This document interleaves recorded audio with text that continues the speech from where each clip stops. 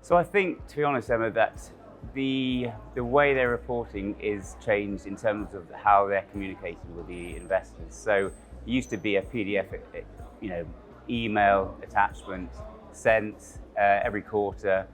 Now the way that's happening is through things like online portals where the security is much higher. It's still static information.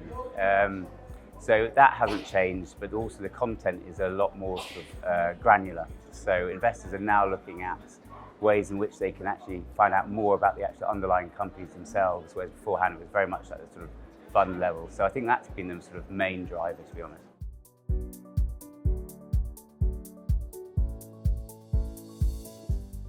So as their portfolio has changed over the years, in the last 10 years, so alternative investments are less alternative now, in essence. So that means that how they report is different. So a lot of the time it used to be sort of the listed equities, fixed income, and that was a much more sort of liquid, publicly traded and publicly sort of received information. Now alternatives, so private equity, infrastructure, real estate becomes a larger part of their portfolio. That's reported in a different way. It's more static. It's normally on a quarterly basis, whereas obviously if it's more liquid, it's monthly, so it's more frequent. So what they're trying to do now is they're trying to sort of consolidate the reporting and trying to extract the information, which can be quite difficult because if you're doing a PDF extraction, so if you have PDFs, you need to have PDF extraction tooling to get a consolidated report on your multi-assets.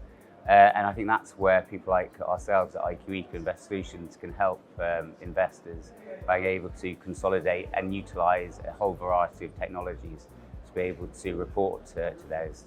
So what we're now seeing is online reporting. So investors actually going in online, looking at their portfolio, doing a more analysis and getting sort of more drill down information. So actually drilling down to the underlying company level, which in itself is quite difficult because most of the fund managers are providing the quarterly reports, and so they have to get that information from that, and that causes challenges.